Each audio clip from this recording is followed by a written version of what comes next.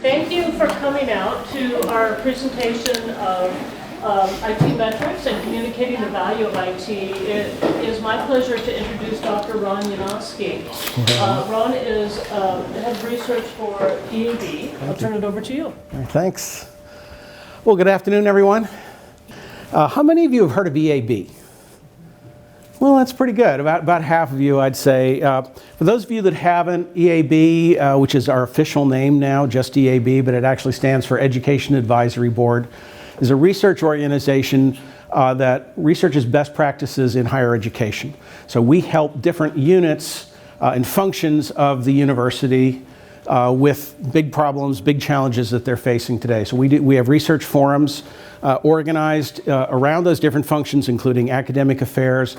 We have groups in business affairs, in enrollment management, advancement, a bunch of different areas. I work in the IT forum, servicing the CIO and the IT organization for colleges and universities. And as you heard Lois say, I've done similar sorts of work at EDUCAUSE and before that at Gartner. At EAB, the kind of distinguishing thing about our work is that we work on what I've called best practices.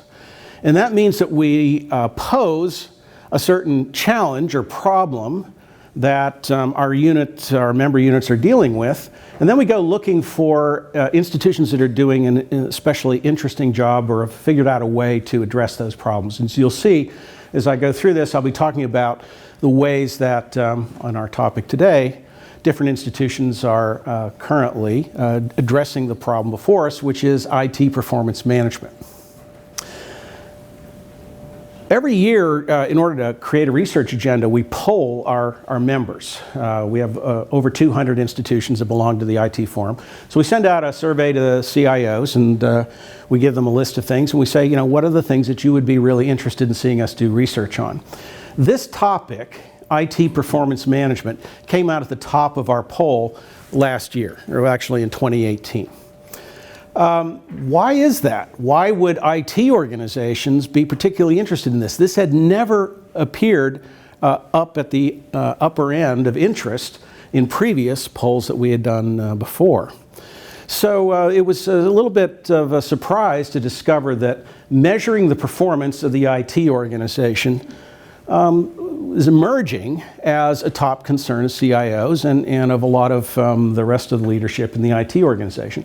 I think it has in part something to do with a function IT has been deeply involved in for at least the last 10 years, maybe longer.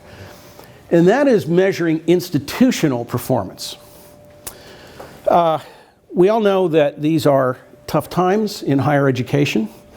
We have some demographic challenges in higher ed. The number of students graduating from high school has leveled off, is actually dropping in a lot of parts of the country. We have seen declining funding from the state, as I don't have to tell anybody in Wisconsin. And we have seen a continuing increase in the costs of running institutions without a corresponding increase in revenues. And because of all of these things, institutions have been deeply interested in figuring out how they can retain students, how they can help students be more successful. Sometimes their funding is tied to that, and how they can operate more efficiently. So they've been investing a lot in analytical tools. And IT has been one of the units on campus that has contributed the most to that. If you talk to CIOs about what sorts of things are the important functions on their campus that they're dealing with, you'll find a lot of them talking about this issue. In fact, EDUCAUSE every year does a survey of CIOs and asks them what their top issues are. You can see the top 10 over there on the right from last year. Of the 10 top issues CIOs are concerned with, 5 of them had something to do with supporting analytics, business intelligence, measurement of institutional performance in things like student success and in improving the affordability of higher education and other sorts of things that consume a lot of data. And we've been involved as IT units very directly in providing this kind of analytical capability. In many cases, the IT organization owns the analytics group or the business intelligence group. In other cases, they share responsibilities for that, perhaps with institutional research or some other part of the campus. So 60% of campuses, IT is involved in supporting this institutional performance management function. How are we doing? Are we making money? Are we gaining students? Are our students succeeding? And yet we're terrible at this within IT itself. Even though we've been one of the major enablers of helping institutions figure out how they're doing, typically we have underdeveloped performance management capabilities within IT. In fact, this isn't just in higher education.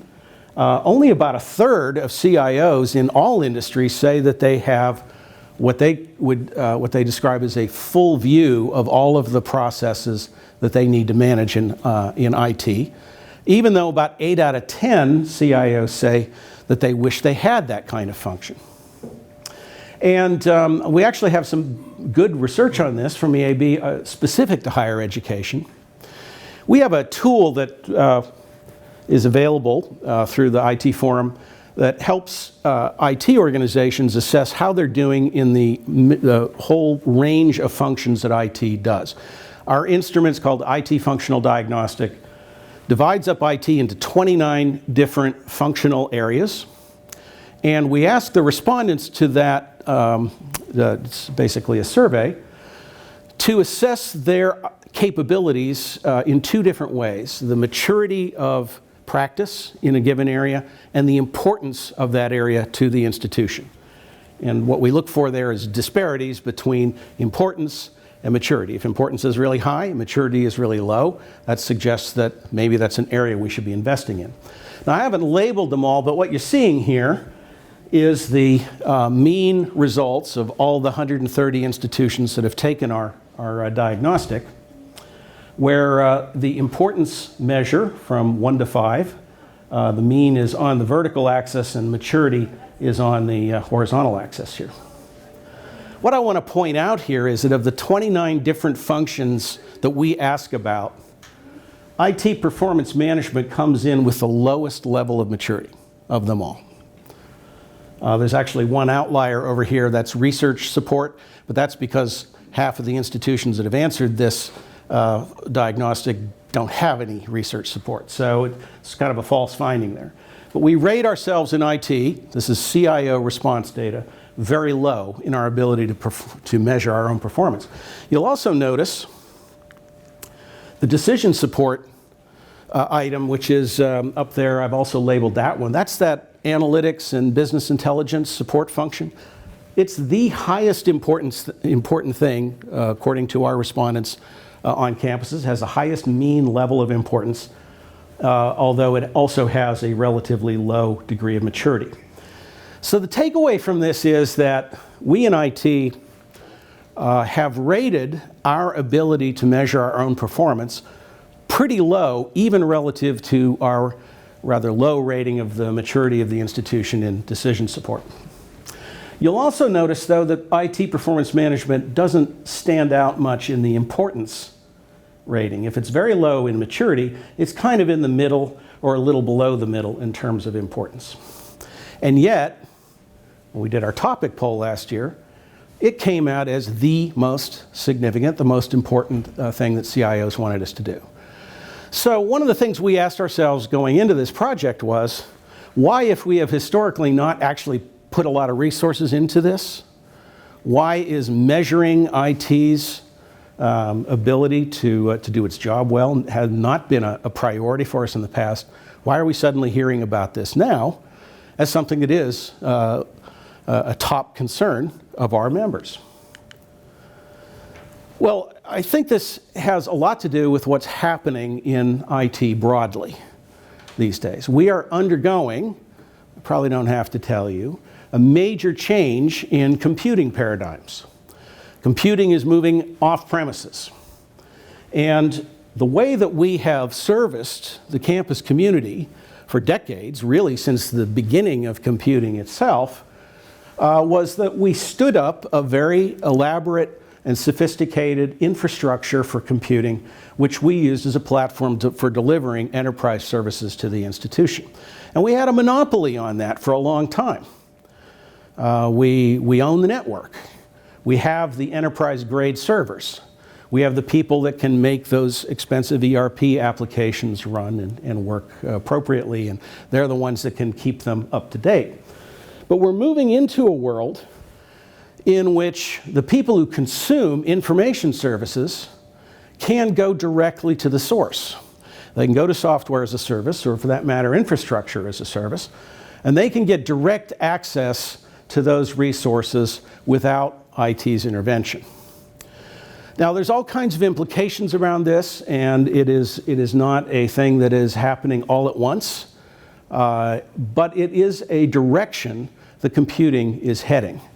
And if you look at the way that CIOs think about this, they recognize that the historic need to maintain a highly optimized technical infrastructure that's data centers and networks and servers and so on, that is declining in relative importance to the IT organization. But the delivery of good, effective services to our customers is as important as ever. And that means that the things that we're trying to optimize going forward have less to do with hard assets and classic IT performance measures, uptime, speeds, latencies, and so on, and moving more toward softer sorts of targets like how are we contributing to the mission of the institution? Are we keeping our customers happy? And what kind of relationships are we developing with people around campus? And I can cut to the chase ahead of a lot of the details by saying that when I started doing this work with our team at EAB, we talked to dozens and dozens of CIOs about these issues. And they all pretty much said the classic feeds and speeds, things that we have always measured, are declining in significance and have very little meaning to our customers in particular, important within IT. They don't mean that much when you talk to the provost or the faculty. Whereas the services side of things, the ongoing relationships with the different academic and business units of the institution, that's really where the action is. What we need, I heard this over and over again, is the ability to explain the value we bring to the institution. They don't care if our systems are fast or stable. Well, they do care, but they are fast and stable. And that's kind of taken for granted. The thing people really want to know is, what are we contributing to student success, to enrollment growth, to efficient business processes? And those are harder things to measure, but they're the things that actually the stakeholders and leadership who support IT are concerned with. I just want to share with you a measure here from an EDUCAUSE study from a couple of years ago on service delivery that illustrates this transformation I'm talking about. They had a kind of clever question in the study they did on IT service delivery. They asked respondents, mostly CIOs, to imagine on a sliding scale two opposite kind of poles of what kind of effort a CIO or what the CIO is concerned with in managing the IT organization. At one extreme, a classic management of a technical infrastructure and basically managing technical resources. That's a purely on-premises classic IT operation. At the other end, imagine a world in which your CIO just manages vendors and contracts and services but has no technical resources that they directly manage. So again, this was a kind of slider question. The question was, where would you put yourself today as a CIO responding to this question? Well, you can see in 2015 when they did the survey, CIOs were already saying they were kind of close to a balance between managing technical resources and managing vendors and services and contracts. Looking out 5 years to 2020, they're actually on the other side of the halfway mark, and still more so by 2025. So CIOs are telling EDUCAUSE that they perceive their own role evolving toward this more disembodied, virtualized services world and away from the classic sort of hard asset operations we've had in the past. So that has some implications for the sorts of things we want to measure, and I think that it is a core reason why we heard a lot of talk about value. How do we, in a world where we're not the wizards anymore, and customers at least think that they can go out directly and contract services to cloud vendors or whatever, how do we demonstrate to them that IT is contributing value? So that's one big, I think, important component of the performance management question for IT is we're really measuring different things. The nature of our success depends on different things than it historically has. I also want to point out, though, that this concern with strategic questions of being contributors to things like student success and pedagogical innovation and other sorts of major concerns of the institution, that is not always shared by other leadership on campus. If you ask CIOs, and not just in higher ed, but in across industries, see that CIOs regard, in terms of their own performance, if you ask them what are the things that you consider to be the most important measures of your success, they talk about these things like serving customers, value of IT to the business, and contributions to strategy.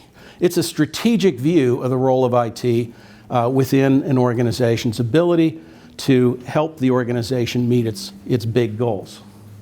Only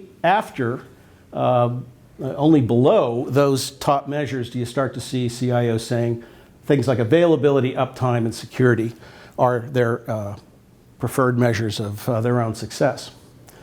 So CIOs are very focused on strategic contribution of IT. That does not necessarily exist outside of the IT organization, however. There's a survey that's done every year of CIOs and other C-level leadership officers of higher education institutions, in which CIOs and those other leaders, non-IT leaders, are asked the same set of questions about IT. And I wanted to show you some of the results from that survey about attitudes around the CIO role. If you look at how CIOs think about the important things, what are the important things to the CIO role, they rate things like leadership and relationship building pretty high. Technical knowledge actually is a sort of mid-range concern of CIOs. But non-CIOs think that the CIO role, the most important thing is technical knowledge, and they actually rate relationship building very low, suggesting that they see this as a role that's mostly about fulfilling a technical function for the institution, a utility service for the institution. So the thing we derive from this and from a lot of discussions with IT leaders through our membership is that IT needs to be explicit about making the case that it can contribute to the big strategic goals of the institution. That is not taken for granted. You have to be able to make that case as an IT organization. And you have to do it in another context, which is very limited resources across the institution. These days, new sources of revenue are very difficult for institutions to find. And some of the things that in the past IT was able to fund with new sources of revenue, that's how we built a lot of the web infrastructure and internet infrastructure of institutions, for example. It was an additive cost to IT, and we got new funding for that. But in the environment that we're in today, there's no new funding. Generally speaking, we have to compete for every dollar, and we have to compete for it against the other major functions of the institution.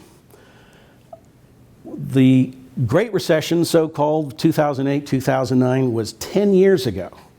And yet 2/3 of IT organizations in higher education say that they have not recovered to the levels of funding that they had before that recession. So we took a big hit. And we are operating relatively on lower resources today than we were in 2007, at least in most cases. We have very little money for innovative purposes within the IT budget itself. And if you go around campus, you'll find many other organizations that are doing the same thing. In fact, what I'm showing in the main part of the slide here is that my colleagues at EAB are busily going out writing reports about how the advancement organization can show that it's making a strategic contribution to the institution. Student affairs is making a strategic contribution. Academic affairs is, and so on. So when CIOs go to the table to compete for funding, they have to be able to make the same sorts of arguments that the folks in enrollment management, advancement, and so on are making. So our view about this IT performance management question is, why is it becoming more significant? Partly because the nature of the work that we do is changing. Partly because we need to make the case that we are important to the institution, not just as a, keep the lights on service, but as an enabler of what it wants to do. And partly because we have to compete successfully for funding. So those are all reasons why having good measures of IT performance are important to the IT organization. And I mentioned when we talk to CIOs, they tended to brush away uptime, network latency, and so on. Not because they don't believe those things are important, but because they believe we have a pretty good handle on those things. We know our business in IT, and we know how to optimize those things, and we can keep track of them. But what we really need to be able to do is to explore and explain our value to the institution. So what does value mean? I mean, as we kept hearing this term over and over again, it was clear that it was being used in somewhat different ways, but there was also a sort of continuity or thread that ran through it all. If you look at the research literature on performance management, like how organizations should choose the measures that they manage themselves by and the goals that they aspire to, you'll see one thing all the time, and that is strategic alignment. You have to, as a unit of a bigger institution, you have to know what that organization is trying to achieve, what its major strategic goals are, and you have to be sure you're contributing to those things relentlessly. So typical sort of consulting advice in this area, as you can see from KPMG here, is you have to go beyond traditional IT metrics. You need to answer fundamental questions such as how well are IT projects aligned to business priorities. But you can't just talk about the fancy stuff or the visionary stuff or the way that we're making the world a better place, because we have to deliver basic services as well. So we have to be able to assure the institution that we're good stewards of the resources that we're given. That does mean keeping the lights on. It is the price of admission to credibility as a contributor of value to be able to say, we're doing the basics well, and in fact, we're doing them as well as could be expected given the resources that we have. Beyond that, we have to be able to speak to specific stakeholders around the institution, to the different business and academic units that are our customers in IT, and show that we are making a business contribution, that we're delivering value over and above those operational basics. So although we can use the term value in somewhat different ways here, I think you'll see as I start walking through how IT can solve that problem of demonstrating its value, we're going to be really focused on that strategic alignment question. A final point is that we simply need to be able to tell our own story. If you want to convince the institution that IT is valuable, you have to have some control over the narrative of that value discussion. If you're not making that statement, then somebody else will step in and make statements about IT for you. And probably that will happen at the bad moments, not at the good moments. When you have service failures, when you have people for localized reasons develop the idea that IT is broadly not doing a good job, that's the stuff that can fill the vacuum if you're not active about communicating your value. As this researcher at Arizona State put it, in the absence of credible information on IT performance, anecdotal evidence about IT failures is likely to dominate the discussion of IT performance. So a healthy IT organization is not just using performance measures for its own management purposes, it's also using those measures to go out to the larger community and make a case for IT. And unfortunately, in IT organizations, we often have rather underdeveloped communications capabilities. It's the nature of the work that we do. It's kind of arcane from a lot of people's standpoint, and we're somewhat isolated from the vocabularies and the concerns of other units as well. So we have to consider, as part of this business of communicating value to the institution, how we tell the story and whether we have the skills and techniques for doing that. In fact, what we found is that IT organizations are pretty underdeveloped in this area. I know that you have a communications team here at Madison within the IT organization. That's an exception. Big institutions do tend to have at least a few people in that function, but there are many IT organizations that have nobody at all doing that stuff.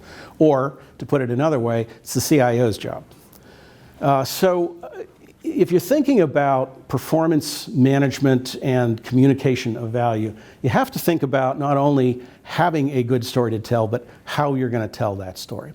And so as we go through the rest of my material this afternoon, I want to touch on both sides of that. That is, how do we figure out what the right measures of performance are, and how do we actually demonstrate value, but also how do we communicate it? And so I'm going to kind of divide things up into three sections that you can see up here. This is a kind of typical roadmap for an EAB presentation. We're going to be looking at different specific practices at different institutions where they're undertaking some of the kinds of things that I've been talking about. Well, let me move on to the first question. Yeah, sure. I've been trying to figure out how to articulate this question. A couple slides back, you had a little sidebar down in the left-hand corner as we're facing. The CIO's biggest fear is that IT be a utility. Or, yeah. But you also made a comment. Oops, I'm sorry. That our metrics tend to be towards things that people take for granted. We're high performance, we're highly available, we're stable, which are the things that people expect of a utility. So, I mean, so what I can't figure out is, are you suggesting that being viewed as a utility is bad or good? I think that in order to be credible, you have to deliver utility quality services. But you have to go beyond that. And that's really what we're saying here. And honestly, and I've heard this repeated, from CIOs many times. You go to the provost and say our uptime is 99.999%. Doesn't really mean that much to them, in part because they've come to expect that. So yes, we need to do that and maintain that level of service. But we also need to be able to go beyond that and make that strategic case. The other element of this that I've heard from institutions moving toward moving a lot of services to the cloud is that a lot of that operational stuff is out of our hands directly. That we have a vendor that is managing those servers out there. We have to make sure the vendor provides good service. That's a different thing from going out and putting hands on servers and switches and things ourselves. So the mix of work is moving in the direction of managing that indirectly or as a service rather than hands-on. That's what we're saying here. Any other questions along those lines?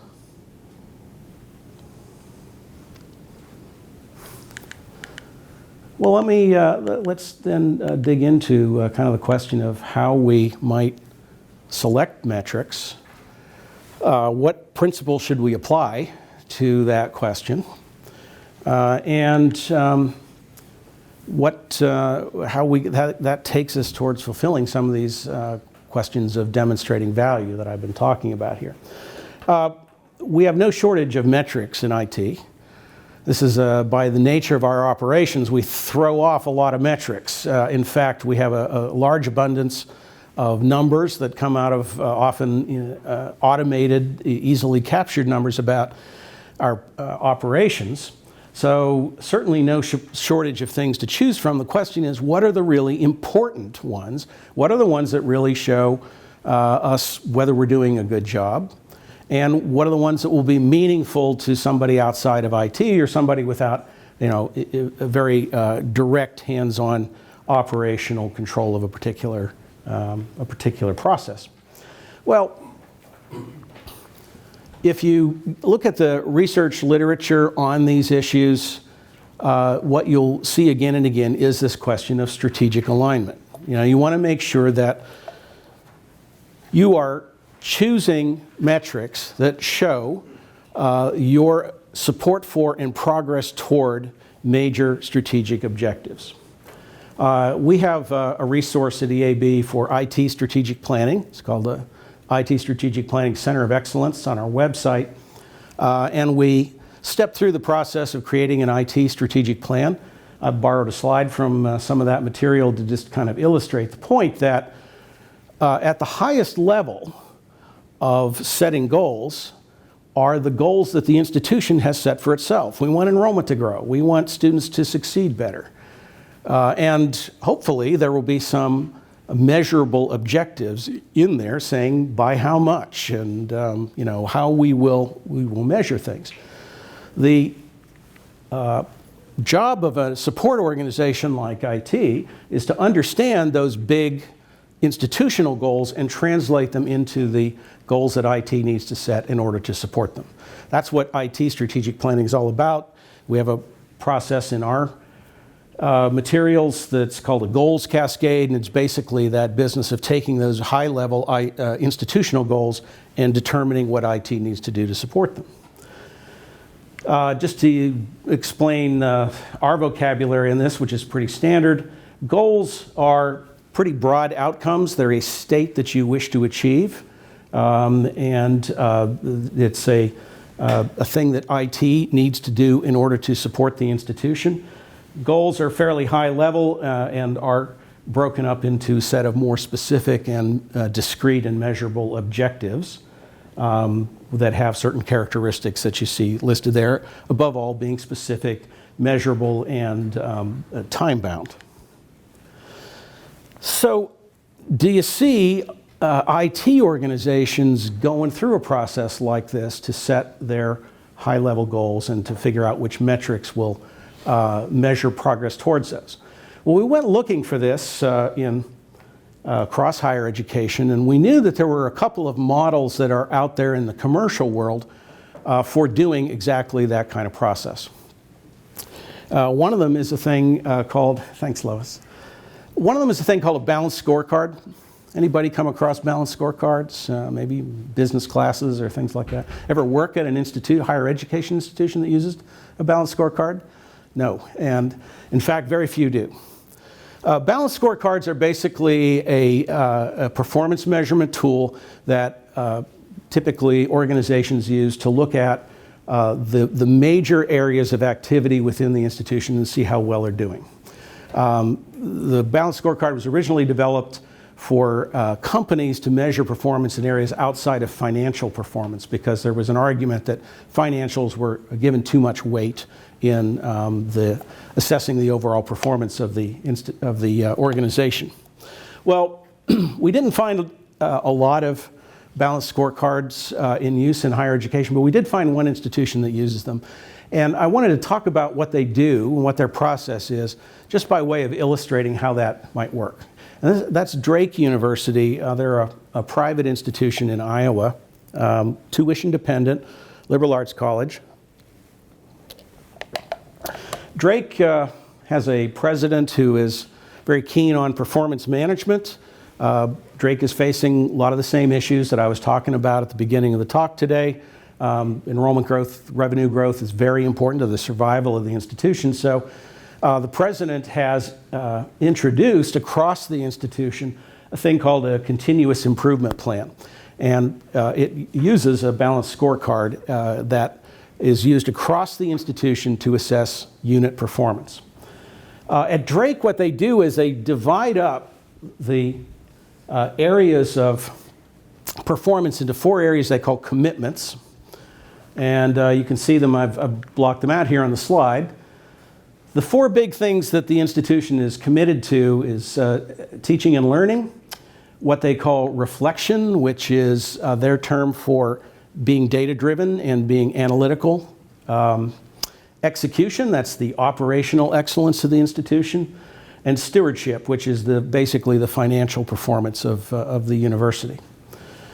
Every unit within Drake University, administrative and academic, has to develop a plan for fulfilling these 4 commitments. So in every unit that you go to in that institution, there is a balanced scorecard that the department has developed for itself, showing what its goals will be in each of these areas and what its measures of performance in those areas will be. So I'm going to zero in on 2 of these here, these 2, teaching and learning and execution, to show you how the IT organization did this at Drake. We talked to Chris Gill, who is the CIO at Drake, and he kind of walked us through the way that strategic goals at the university get translated into specific measures that IT monitors to be sure that it's contributing to those overall goals. So, for example, in the teaching and learning commitment area at Drake, IT has set, I've only got a couple of the objectives that they've set, but 2 of their objectives in this area are to enhance the Drake learning experience by supporting a limited but configurable set of instructional technologies.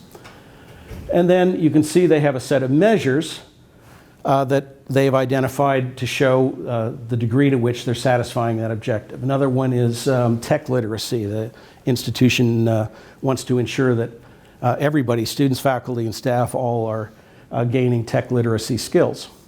So Chris sits down with his leadership team, looking at these high-level commitments that the institution wants IT to support, identifies a set of objectives, and then they have a set of measures demonstrating progress there. In the case of the supporting the instructional technologies, they have a couple of measures that they take from faculty satisfaction with IT services, which they survey every year, the number of courses that are incorporated into the learning management system, which they take as a proxy for adoption of technology, and they use a tool for managing the quality of classroom technology as well. So in each of these cases, they've cascaded down from the high-level commitment to a set of specific objectives. Now the thing about this model at Drake is every department head around campus has their own balanced scorecard with the same high-level measures. So you can go from department to department and find out what they're doing to contribute to those high-level goals. And it provides a common framework, a common set of objectives for everybody across the institution. So that is how they derive the strategically significant measures that they're going to look at. It begins with an understanding of institutional strategy. So of the hundreds and hundreds of different IT operational measures that they might be able to choose from, that's their process for winnowing these down. Do you guys you do anything like this within IT at Madison? Maybe start with IT strategic goals or institutional strategic goals and identify measures like these to support them? No? This is I think we do look broadly at a faculty satisfaction index. There you go. We have surveyed faculty across the campus for certain aspects of information technology. Mm-hmm.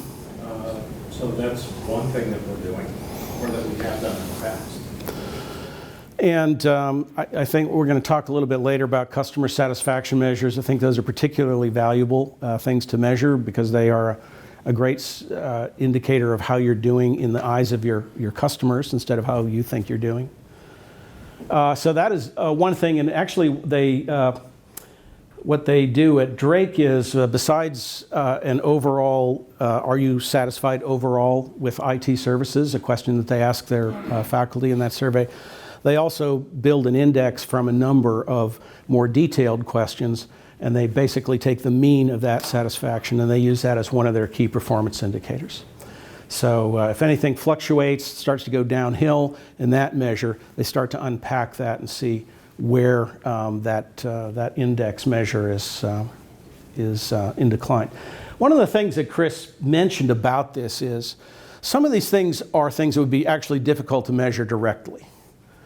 So how do you measure the tech literacy skills of the institution? You're not going to go out and test everybody's tech skills, right? So you have to develop some proxy measures or some approximations of the thing that you directly want to measure. But Chris's view on this was that having a common framework in which every department across campus had to set these sorts of goals, and then being pragmatic about identifying which available measures would give you some guidance about these things, that was the key thing for him. And you can see here, as he says, I'm a strong believer in picking something and starting. So you don't have to have perfect measures, but instead of starting with what you can measure, start with the objective you hope to hit. That's the most important part of the process, is what are you trying to achieve? And then you can start thinking about what the measures are that will take you there. So I've already mentioned some of the pieces of advice that Chris gave us, but I just quickly go through some of these things. The thing that really was beneficial in the use of the scorecard, balanced scorecard at Drake, is that it's used across the entire institution. So different units can coordinate their actions by looking at what they need to do in their own analysis to contribute to the big strategic goals of the institution. But they do make use of proxy measures and of index measures and other kinds of things that help them to at least keep an eye on performance without necessarily making a big job out of it. Yes? Is there a periodic sharing of the balance Yep. scorecards between the departments that check in? Yes, that's why they call it a continuous improvement plan. They don't have to all, they have to report these upwards to management. So hierarchically, the scorecards of all the units go up to the next level of management and ultimately up to the president. What they don't do is roll them up as in like everybody has the same measure and there would be an average of a certain measure across. They give all the departments the opportunity to identify their own objectives. And that's sort of the idea is who knows better what you should be doing than the departments themselves. But it's unusual to find this where there is at least some high-level structure for performance management across the institution. Other questions? That's an unusual case. As I say, balanced scorecards are pretty rare in higher education, and especially a balanced scorecard that applies across the whole institution. So often IT kind of has to be proactive about figuring out if we're going to fulfill those strategic goals of the institution, what exactly do we need to do? We're not getting some standardized framework from the institution, so what is it that we're going to do? Well, that's the more common sort of situation, and a really good solution to that we found at the University of Denver. It's another private institution, tuition dependent. I mention these things because it's no accident that the institutions that are tuition dependent tend to be the ones that have the strongest performance measurement culture. They manage things closely because they're kind of operating on a thin margin. The University of Denver does not have a grand continuous performance improvement plan. It doesn't have a balanced scorecard across the institution. But they do have a strategic plan at the institutional level, and IT has developed an IT strategic plan from that. But that still leaves the development of an actual action plan to support the customers around the institution little bit fuzzy. In order to develop an actual close understanding of what customers want from IT and how they can measure progress toward that, they created a process at Denver of going around to all of the major customer units and interviewing them about their customer unit strategic goals and basically trying to find out what each of the customer units feels is their really important initiatives. Not what they want from IT, but what are they trying to achieve for themselves. And Denver's kind of an interesting case here because like a lot of universities, there's a lot of variation in the degree of strategic planning within units. In IT, you often have an IT strategic plan. You don't necessarily have a plan like that in academic affairs or in business affairs or enrollment management or other units of the institution. So what they wanted to do in IT at Denver was to be sure that they had an explicit understanding for each of the major, they went to 25 different customer units around campus, and had those folks tell them, this is what we want to achieve. In the College of Business, we want to move towards more technology-enabled pedagogies. In the College of Education, we want to virtualize the access to certain applications. Now, what they did here is they met with the heads of the different customer units, and they developed what they call basically customer agreements. But these are customer agreements that document in a very short, concise manner the goals of the customer unit and then identify IT projects that IT would undertake to support that particular thing. If there are goals that have no IT implications, they document the goals, but they don't have anything under there. For each of the projects that they identify supporting a given goal within a customer unit, they also have a measure of success or measure of progress identified. And then they put all of these customer agreements together in a document that it comes out to about 75 pages, and it's basically a sort of contract between the customer units and IT. At Denver, they have a role in the IT organization, which is an emergent role we've seen IT units begin to create. They call them relationship managers. Do you have a relationship management role here? People with that title? So these are people that are embedded with the customer units. They actually, have an office in the College of Liberal Arts or whatever, and they meet at a fairly high level with the deans and the big administrative heads to develop these things. Some of these customer units aren't very good at articulating what their goals are, and so you kind of have to encourage them to do that. In other cases, it's pretty straightforward. So the notion here is, again, how do we measure IT's performance? Well, first we have to figure out what we're doing for our customers, and so we have to go out to the customers and actually get them to say what they want to achieve. That's what they're doing at Denver. As Don Harris, CIO there, told us, this relationship manager role is actually quite important to developing this process. So, I was saying that managing or measuring the performance of IT has to kind of originate with a higher level vision of the institution. This is two institutions that we've seen that have figured out a way to derive those IT goals from larger customer and institutional goals. Any of this look familiar?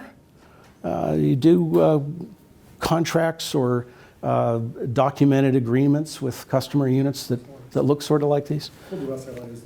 SLAs would be one example of this. This is a bit higher level, less detailed than an SLA, but it's just sort of grounded in that idea of using the customer needs to drive the whole process. But one final point about this, I can just show you on the side here, is that in the appendix to this document, for every project that they've identified that they're going to support, they have mapped the relevant strategic goals at the institutional level, the IT level, and where available, the unit level. So there's really this constant focus on strategic goals as the driver of the whole process. Well, that's a kind of high-level picture of how to figure out what are the things that help IT manage or measure how it's performing. There are a lot of different levels at which you want to answer the question, how do we measure our performance? So it isn't necessarily always at this high strategic level. So we need a competency within IT organizations of how we select metrics and how we shape them. What are the ones that are significant? What are the ones that are not so significant or of lesser importance?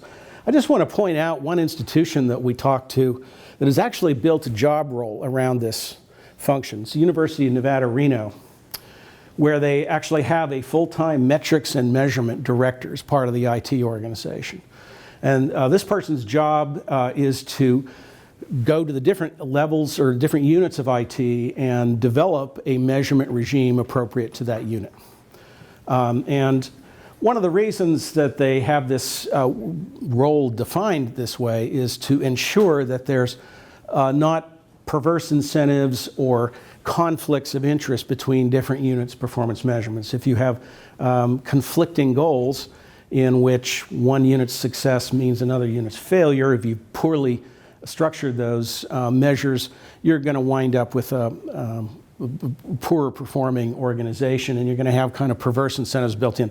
I don't want to put a lot of emphasis on this role because it's the only one we found in higher education IT, and we don't tend to give the advice to go out and hire somebody to solve a problem for you.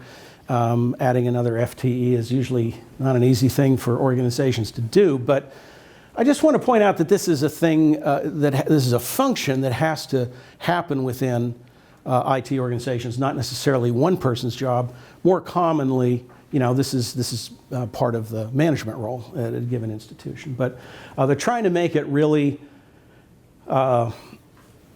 consistent and standardized across the IT organization by combining it in one role. Well, we have a process that I'm going to step through that was developed by another of our, one of our colleague research forums at EAB. It's our Business Affairs Forum for selecting key performance indicators for different parts of the organization within IT. I'm not going to go into deep detail about this now. I just want to kind of give you a sense of what we see as the process for identifying key performance indicators. Emphasizing the word key. Of all of those different measures of activity that go on within IT, what are the really key ones? And what principles should you apply for selecting those? They're going to vary depending on what unit you work with or what kinds of customers you have. But the process itself can be pretty much the same from one unit to the next. So I'll just do a quick rundown of what our sense is of how you can do this. First of all, key performance indicators should be relatively few in number. Maybe for the IT organization as a whole, you would have 15 or 20 KPIs. You might have fewer than that at the subunit level throughout the organization. So you need to prioritize and filter all of the available metrics through some process. Our view on this is first you start by applying a reality check to the available measures that are out there. If you would love to measure something, but that measure just isn't available, or you can't measure it sufficiently frequently, or you can't measure it accurately, you probably shouldn't be using that as a key performance indicator. You need to be able to actually get your hands on the data, and it should be, a key performance indicator should be something that is comprehensible to the appropriate people. It shouldn't be a really arcane measure with complicated characteristics. So reality check is a good starting point. The really key part of identifying key performance indicators, I'm going to sound like a broken record here, but it's making sure that strategic objectives are being met. If you have a high-level strategic goal that you want to meet, you need to be sure that you have some measure of making progress on that thing and how you're doing with it.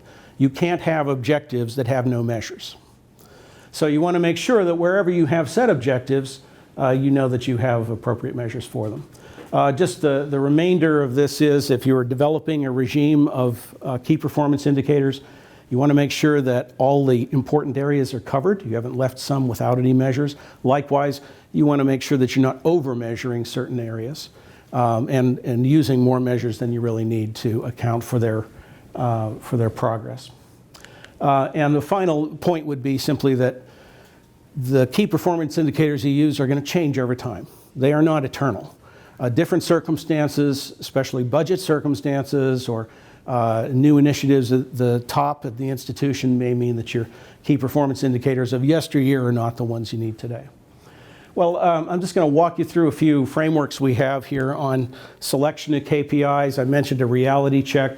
These are some things that you want to keep in mind, tests that you can apply to a KPI. Again, if it's a measure you'd love to have, but it isn't available, that's not a good sign.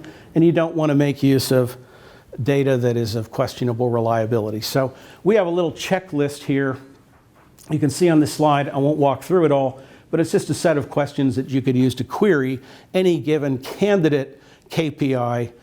You want to make sure that that KPI satisfies at least most and preferably all of the conditions that we identify here.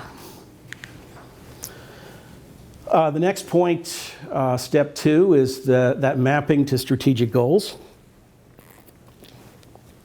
I already talked about this enough not to have to talk about it again. I just want to reiterate the point that where you have a strategic objective, you need to have some indicator, at least one indicator, that tells you how you're doing on this. So if you're working on improving decision support at the institution, you might have a strategic objective that says something like improve reliability of data. Well, you need to define a key performance indicator around data reliability, error rates, something like that, as a KPI. I just also want to point out the difference between the indicator itself, which tells you the thing you need to understand in order to identify progress towards an objective. That's distinct from the actual target you set. If you want to, again, in the context of data quality, if you want to bring error rates of certain processes down to a certain level, the target is the quantitative measure that you're trying to achieve, but the key performance indicator is that rate of error itself, isn't a particular value of that. Final point, final 2 points here. How do you know if you have created a number of key performance indicators that you're measuring across all of the different areas that you need to measure progress about? There are basically 2 ways of doing this. One is to follow your organization. You know, if I'm looking at this from a CIO level, I need some coverage, metrics coverage, KPIs for each of my major units within IT, and then at the level, say, of the service desk, the different subunits of that, you want to have KPIs for all of those. Another way to look at it is what we just talked about, strategic objectives. Again, you want to make sure you don't have any strategic goals that have no key performance indicators. And as time goes on, be flexible about changing the concept of what is key. Things like budget cuts, sudden increase in the relevance of security issues because you've had a data breach, things like that will have a tendency to have an impact on what you need to be measuring. So you may find that you have to revisit your KPIs from time to time and adjust them accordingly. So as I say, briefly, that's our process for, at any given level of the organization, thinking your way through what your key performance indicators should be. What exactly is value, and how would you measure that and communicate it to the rest of the institution? We often have to work at several removes from those big, high strategic goals, so then we have to kind of move back toward them when we start telling our stories about the value that we create. And there's a whole bunch of things that operate against us. One of them is a persistent rumor on campus that IT is simply a black hole that you throw money into and nothing ever comes out of it. Our budgets are not transparent to the rest of the institution and often are organized in ways that are meaningful to us but don't indicate value to people outside. So the way that we are budgeting our investments in the institution is opaque to everybody else. We are often contributing to processes that naturally we don't own. So our customers may not themselves be measuring the outcomes of the things we help them with. So that makes it harder for us to say, yeah, we helped you do that great thing. The culture of performance management isn't universal in institutions, so we have to take that into consideration. Probably the most important thing, though, is just that there are lots of people contributing to things, and it's very hard to separate out our contribution, and we have to be careful and politic in saying what our value is without stealing thunder and glory from our customers. So I want to walk through all of these different sort of obstacles to the value question, and along the way I want to lay out a process for capturing and thinking about value stories for IT. Typically, IT budgets are built around the IT organization. So, we have line items for things like systems and people in different roles within the IT organization. But if you ask a question from outside IT, that's something like a provost question, what are we spending on teaching and learning at this institution? Well, we can answer that to some extent with the direct costs of those resources that are directly dedicated to teaching and learning. But it gets a little fuzzy after that because obviously we're spending a lot on shared services, infrastructure, and so on, only part of which go to that. And the result is that it can be difficult to answer the question, what of our IT investments benefit me, the provost, the budget officer, the vice president of enrollment? So that's a sort of problem that we have with the IT-centric nature of our budgets. This doesn't have to be an insuperable problem, and there are ways of addressing it. I'm just going to briefly talk about one mechanism for doing that. I'm going to have some serious caveats about this, but still it's a good thing to know about in principle. So this question of how you know what you're spending on a function or a service when you're budgeting things around people and organizational structures is not unique to higher education. It comes up in a lot of circumstances. So there are accounting techniques for doing that, and the best well-known one is called activity-based costing. In activity-based costing, ABC, what you're trying to do is to understand all of the costs that it takes to deliver a particular service. If I was to ask you, what does it cost the University of Wisconsin-Madison to support an email account? Would you be able to answer that question? What does it cost us to support a classroom? Some of these things we can answer pretty easily, but others not so much because of that indirect cost question. Well, in activity-based costing, what you do is you unpack all of that stuff, as I've been saying. If you want to understand the cost of delivering a service, you can start by looking at those things that are very directly and completely dedicated to it. And then you have to look at all of the indirect costs and allocate a portion of that. If you say, well, what does it cost us to support the network? And how much of the network goes to supporting classroom instruction? Well, that's not really an easy question to answer, but we could do an approximation, making some reasonable set of assumptions about that and using some boundary conditions and so on. And that's what you do. You basically start with the direct costs, you allocate and quantify the indirect costs, and that gives you a cost to deliver the service. And one reason to do this is to be able to look at insourcing versus outsourcing decisions. If it costs us so much to deliver this service, we can compare that then to what an external provider might provide. Sometimes institutions get very granular about this. I mentioned the cost of an individual email account. If you go to Indiana University, the Bloomington campus, their website, They have on their website an activity-based costing spreadsheet where you can look up the cost of their unit cost of delivering a very large number of services.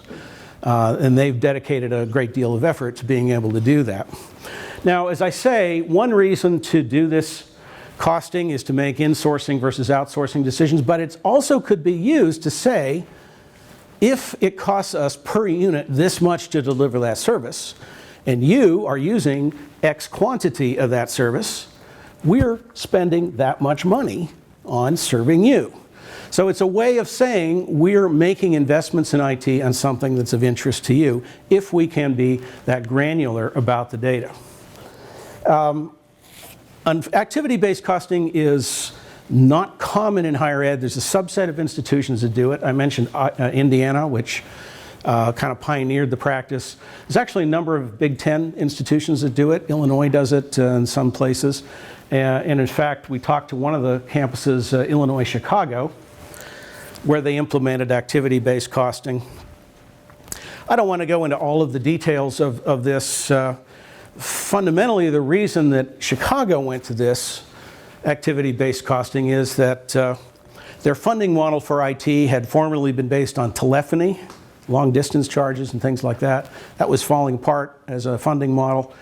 The institution moved to a responsibility center management model of budget allocation, that familiar term, responsibility center management.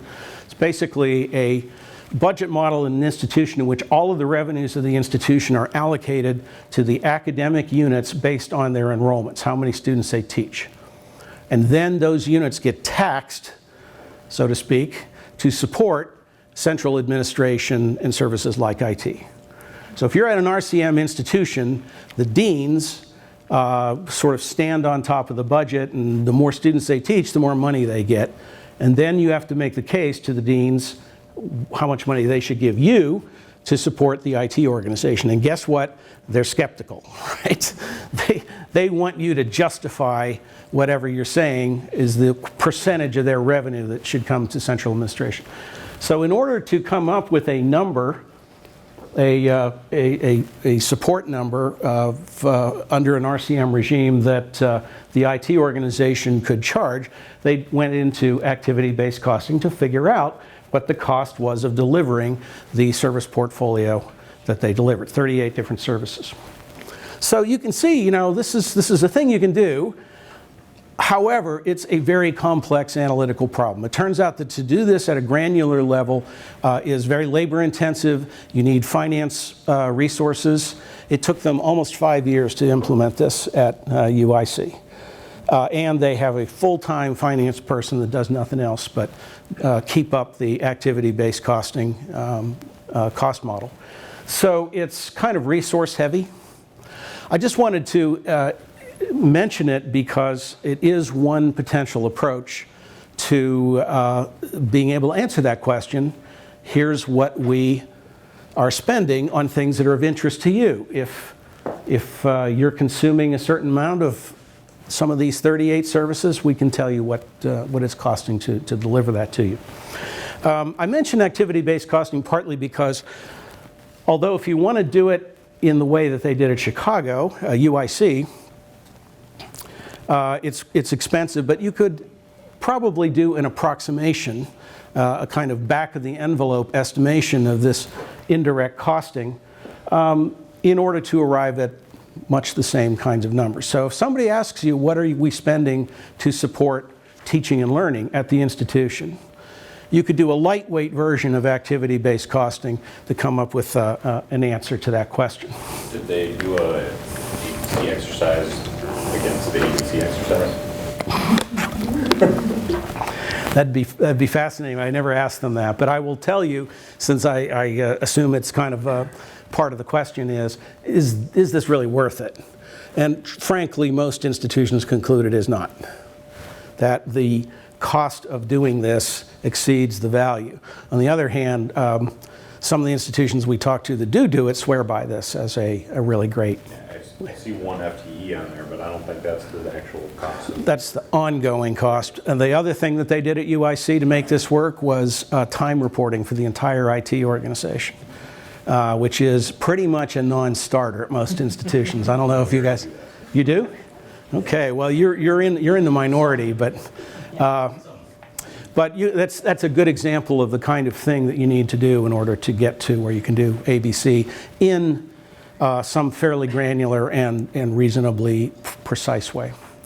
But we've had a number of CIOs tell us, Mark Roman is the CIO at Simon Fraser University in British Columbia, used a kind of lightweight version, just 2-week exercise to answer that provost question. How much do we spend on the teaching and learning mission of the institution?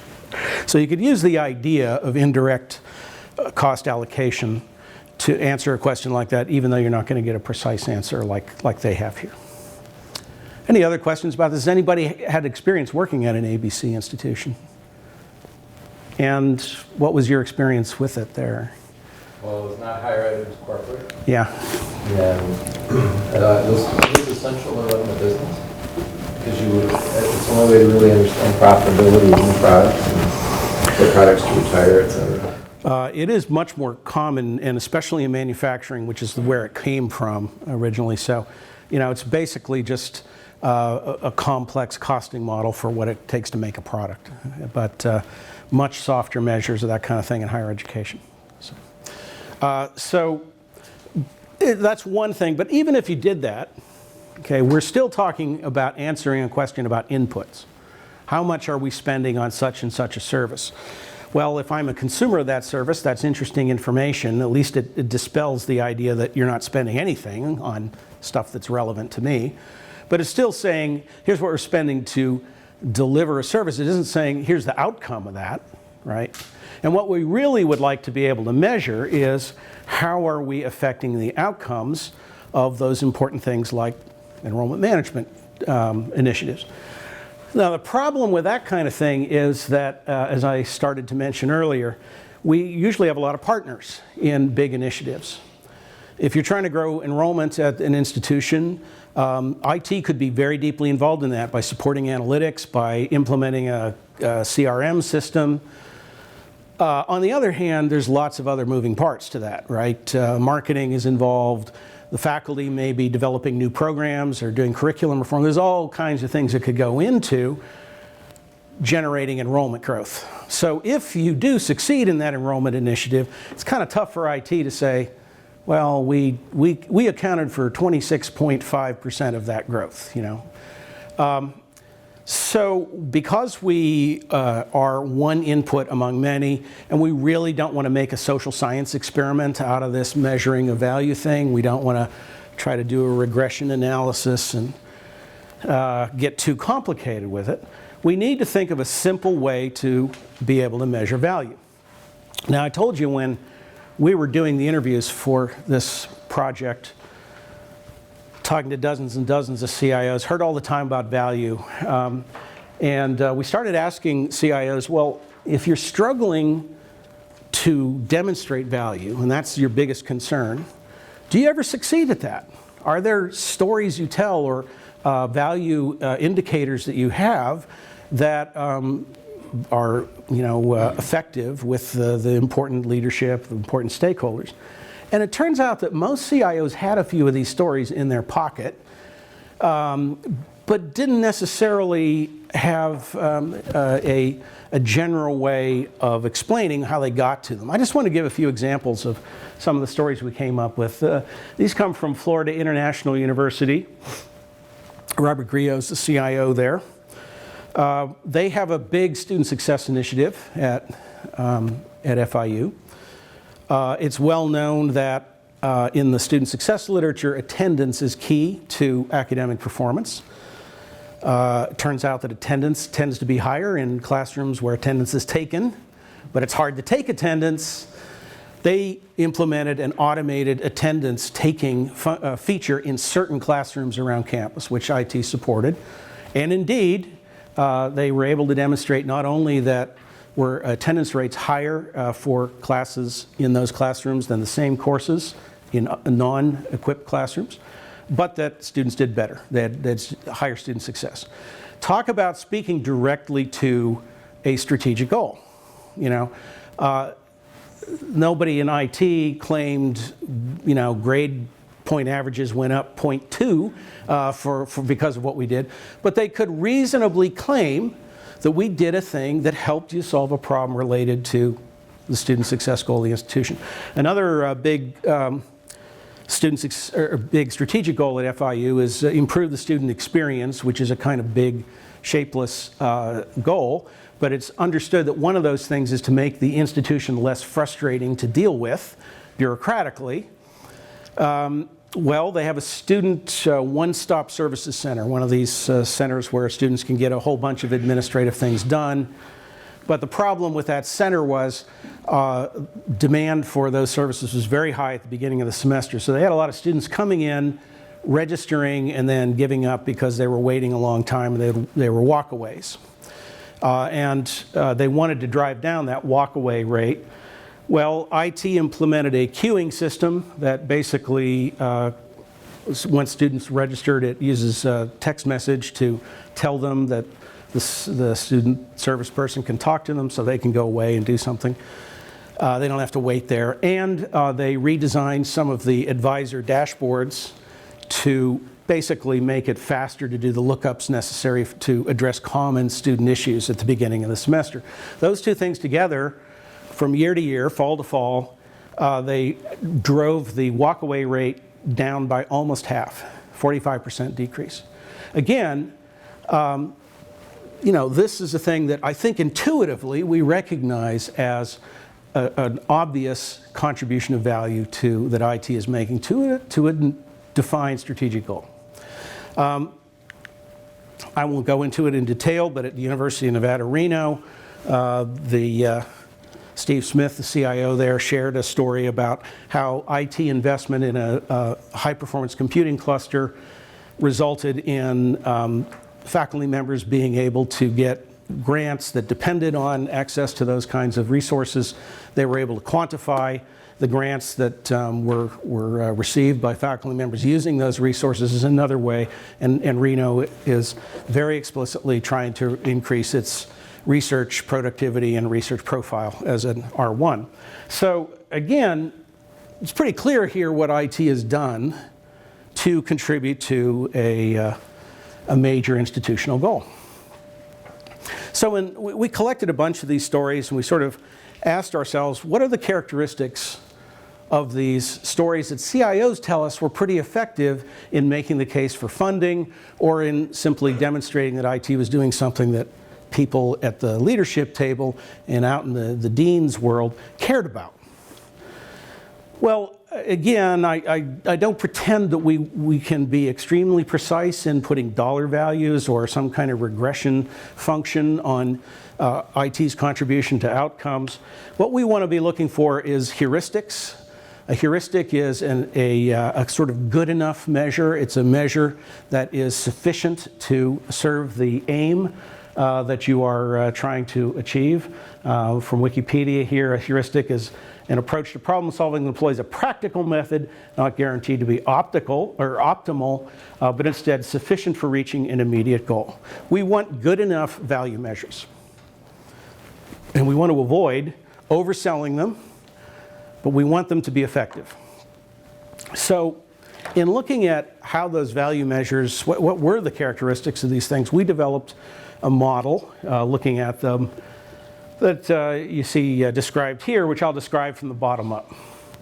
Once again, not to repeat myself too many times, but it does start with strategic relevance. So you notice that those stories I was talking about, there was a connection to something big that the institution wanted to achieve. You want to know who specifically is the stakeholder, or who are the stakeholders who that's important to. It isn't enough to say student success. You want to know who are the people. Is it the provost? Is it a particular AVP? Is it the deans? Who are the stakeholders you're speaking to? You need to know who those people are, because then you can understand what language they speak, what's important, what motivates them, what will be credible to them. You then want to look for actions that IT is undertaken, as we put it, claimable, IT claimable. You notice in the FIU example, if they had done some back-end process redesign that was part of a larger sort of student services overhaul, it would have been no doubt contributed to the student experience goal, which is pretty distant from it. But that queuing system, the dashboard redesign, it's pretty obvious those are IT things. They're not too diluted by other people's, obviously customers were involved in doing those, but it's not too diluted by other people's actions. Next, ideally you want value measures that are quantifiable. Not perfectly so, not precisely so, but at least roughly quantifiable. As a rule of thumb, we think maybe 20 or 25%. If you can get that close to what the precise figure would be, you're probably talking about a credible measure. And finally, external validation. Somebody other than IT should agree that this thing was good and successful. A stakeholder, a leader, leadership person, maybe an outside consultant, but is there somebody who will validate that you actually did that thing and that it was good? So that's our formula. You start with strategic relevance, you identify the right stakeholders, you screen out those things that aren't really clearly IT claimable, you try to find things that are quantifiable, and you look for external validation. And that is, in sum, likely to produce a good value story for IT. I want to make a few comments about this model.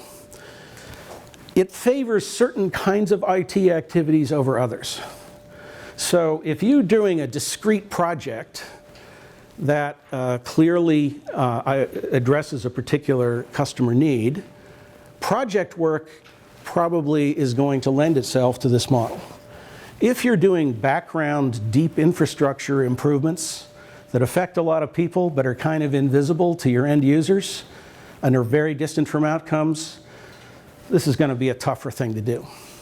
I mention that because we should just sort of understand that value demonstration is harder for some things than for other things. But I still think this is the formula that we want to pursue. We've come to our exercise here. Just to take that pyramid and turn it into something more like a process. Here is our process, defining the strategic concern that you are trying to demonstrate value in. Think through in a systematic way what contributions you may have made in that area that have added value.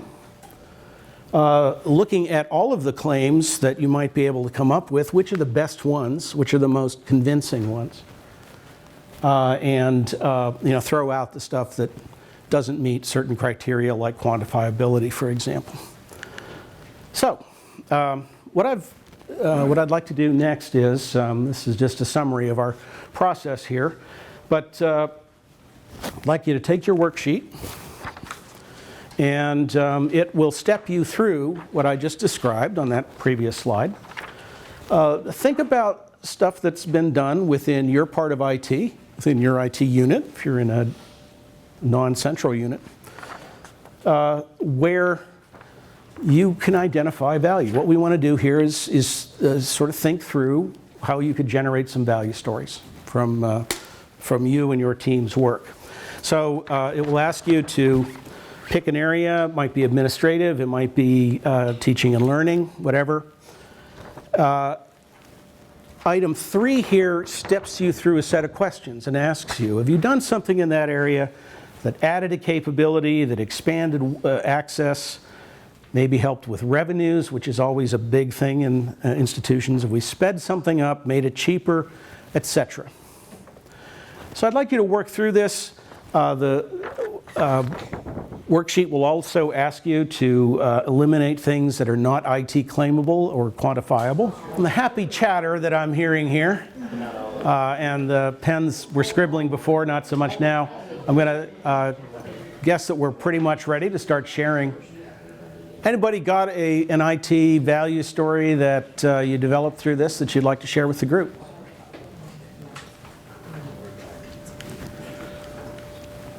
please.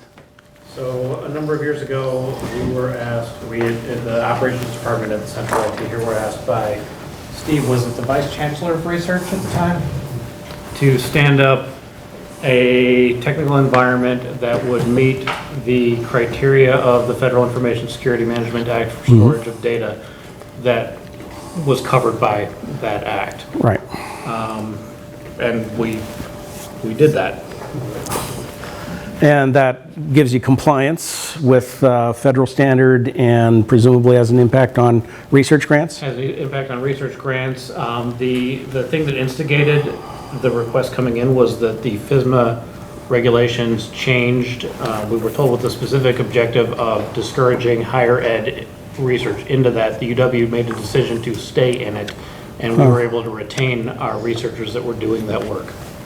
Great. So regulatory compliance, long-term data storage needs, protection of research initiatives at the institution, and sooner or later, probably money to the institution that's defended by this. It's a great set of characteristics for a value story. And I think you'll all agree that's pretty IT claimable, right? It's not a problem you're going to solve with a position paper that a bunch of people contributed to, right?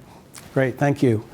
Any other stories, value stories that came out of your work on the worksheet? Yeah, in the back. So we at the help desk worked with the enrollment management department Uh-huh. to kind of flip a process that we shared between the two groups for support for course enrollment. So the way it worked in the past was people would contact the registrar for problems that they had enrolling for courses. And what we found anecdotally, what we figured anecdotally was most of these problems were technical related, browser troubleshooting related. So what we helped the enrollment management group do is build a process where we at the help desk could handle those cases first, and anything that we were not able to resolve would escalate to the enrollment management department. So what we did is essentially found that we at the help desk now are solving about 85% of those cases on first contact with us, and that's saving, it's about 2,000 or 3,000 calls a year to the registrar's office, and freeing them up to focus on what they need to be focusing on. So, and probably getting the right answer quicker than enrollment management would have done if they were still where they were in the process. So redesign process, working with enrollment management, students who have registration problems or enrollment, class enrollment problems. That's a student experience thing. It could even be argued that it's a student success issue, has obvious academic impact, and it's pretty IT heavy. And what I particularly like about that story is it's not an application, right? It's a process change that brings IT services to bear, but it isn't necessarily an application running somewhere. So a great example, and I think you can see it meets most of the criteria, especially if the registrar would agree that they're glad not to be handling those 3,000 calls a year. All right, one more. Anybody else?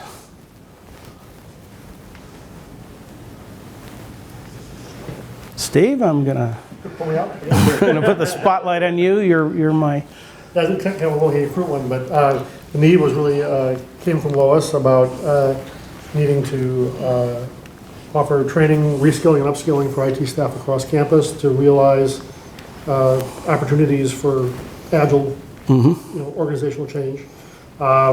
So my first one here was really around consolidating providers for that training. So trying to identify sources for where we could actually get that training in a reasonable way. So that was an RFP and identification of core vendors, and then actioning that through initial training through ITIL on campus.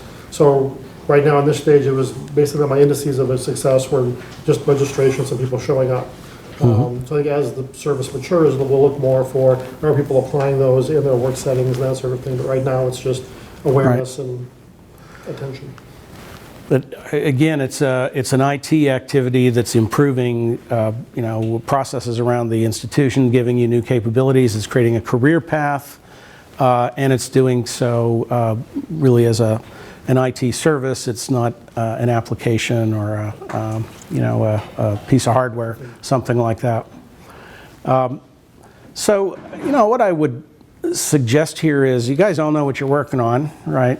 Think about it in these terms. How does it, if I want to explain this to the academic side of campus, if I want to explain this to leadership, as to how we are helping Madison do the things that are most important to the university, not in IT terms, but in their terms, this is a good process to do. So you could think of this as a team exercise, something to do once or twice a year. It's a great way if you're thinking about doing reporting for a unit, even at performance evaluation time or things like that. If you want to stimulate people thinking about IT value, please keep this in mind. This worksheet is available through our website, and of course you can, I should perhaps have mentioned already that everybody at Madison, all of you and even students, can create an EAB account using your email address, and you can get all these materials that we've been talking about. All right. Well, thanks. Always interesting to see what comes up in those exercises.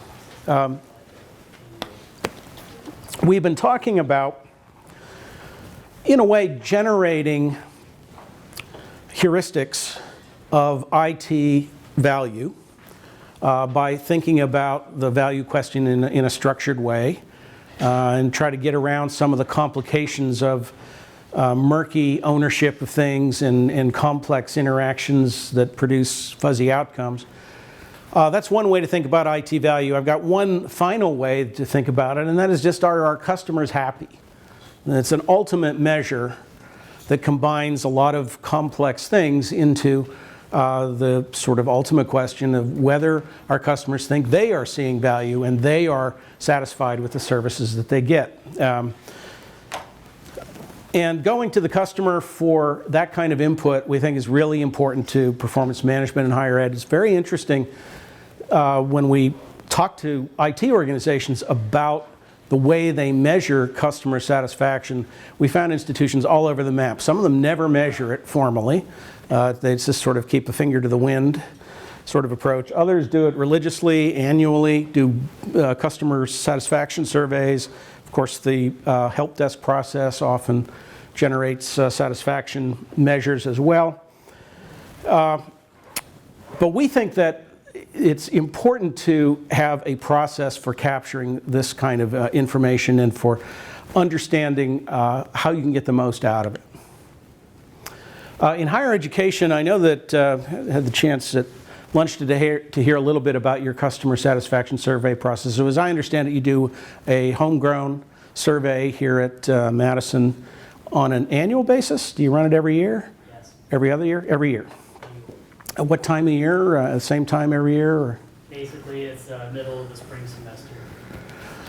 So Madison has the kind of resources to do something like that. There's a lot to be said for a survey that is adapted entirely to your needs, and that's the best thing to be about homegrown approaches. There are some standard customer satisfaction and quality of service surveys out there that are adapted for higher education. If you're interested in these, there's one called MISO that's at the project is based at Bryn Mawr College and comes out of the library world, but it has a lot of IT components to it.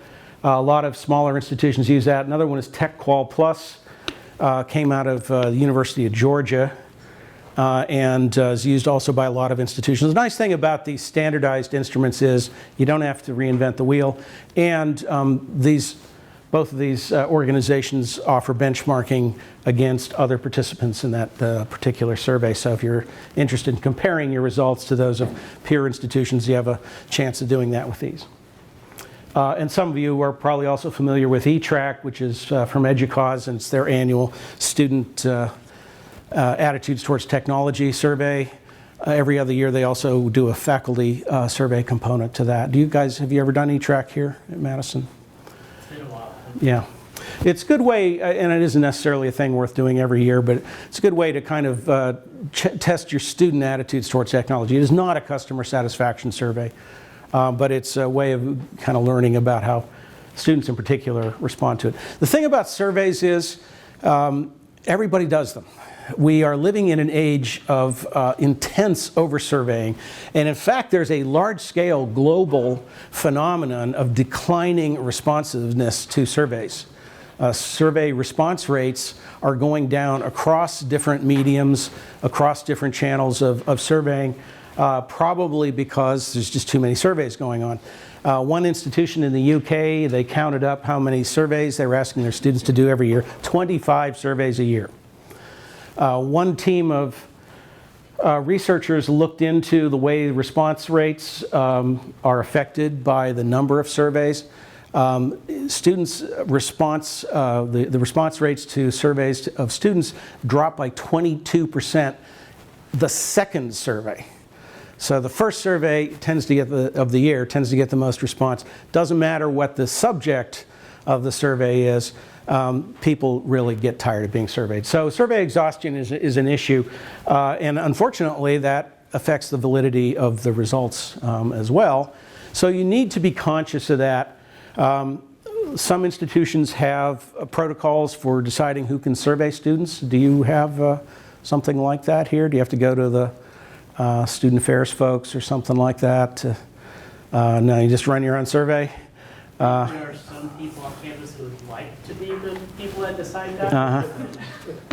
Well, you know, some institutions do centralize this just because besides potential human subjects issues, it shouldn't be a problem with internal surveys of this nature, but there is that possibility. Another thing is just the over-surveying thing. So I just will quickly mention a couple of things we've seen that institutions do to either reduce over-surveying or otherwise reach students or other respondents in more effective ways. Drake University, remember them? They're the balanced scorecard folks that I first talked about today. What they do there is their IT organization participates in a joint multi-departmental customer satisfaction survey. So IT is on an instrument that is also used by facilities, HR, finance, and a couple of other groups. So the idea here is one survey a year rather than 6 surveys from those different units. Another advantage to having a combined survey of this kind is that you have some comparability in across departments. So leadership may be interested in that, or people at departments that work together a lot might be interested in being able to have the same measures of customer satisfaction across departments. Obviously, if you have 6 different units using one survey, you have to keep the number of questions down fairly small, so you really have to zero in on the questions that you use here, as they do at Drake. And they have parallel construction. Of course, there's some variation in the actual wording of questions across these 6 units, but they all ask more or less parallel and similar questions about how often the user uses the services of that group and how satisfied they are with it. Another advantage to having a standardized instrument like this across departments is, besides sharing information, it's a pretty quick turnaround to do the analysis. They actually, at Drake, close the survey, and 2 days later they distribute the information, which is remarkably fast. So that's one thing you could think of doing, is partnering with other organizations. Yeah? Do you happen to know the population that they survey? Do they survey their entire faculty staff? I'm glad you asked me that. That is faculty, staff, and students. But one of the questions they ask is, how often do you use this service? Because not a lot of students use the finance group, obviously, but staff do, right? So that is one of the variables they capture there. This is a somewhat different approach It's from Coppin State University in Maryland, historically black university. It's a commuter school. They don't have a lot of residential students. So they have students that are there during the day, but they don't have residence halls, or at least a lot of their students are not in residence halls that they can reach out to talk to students. Also, many of their students do not have home internet. They have mobile, but they don't have broadband at home, which makes it difficult to do surveys that are web-based, which is the most common way that people do surveys these days. So they have developed a couple of mechanisms at Coppin for being able to kind of go to students where they are and to interact with students at moments of opportunity. And they've created this group they call a Techno Squad. It's a bunch of student volunteers. They're mostly in the MIS program at Coppin. And these are students that sort of do technology presentations and technology service across the institution aimed at the student body. And one of the things they do is they do classroom visits where there are classes that are using a lot of lab resources. They might send the Techno Squad person out there to say, if you want to use Stat Lab, here's what you have to do. Thank you, Professor, of Stats, for letting us come in and talk. So they do that kind of thing. But they also do little mini surveys. So those students that go out and introduce the student body to services, they get 7 minutes of classroom time. They'll spend the first 5 minutes doing their thing, and they do a very quick, like 2 or 3 question survey of the students in that classroom. Captive audience, so you get a high response rate of those students that you have captive. And they do things like staff campus booths. They go to special events that are held by the tech IT organization, where they often do quick handout surveys and so on. And in fact, they constitute a focus group for the IT organization itself. It's a really interesting little group. All volunteers. The only thing they get out of it is the shirt. They get to have a shirt for that. It's also a resume builder for the students. A very popular service at Coppin State.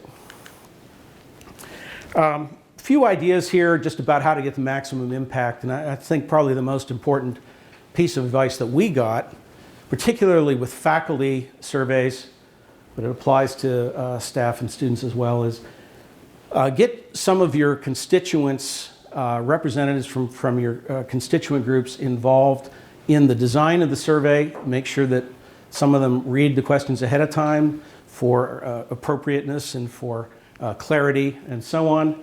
And when you get the results back, you might want to give a sneak peek to those same representatives and roll out some of the findings to a test group, just to be able to develop an action plan if there are any action items that come out of the survey.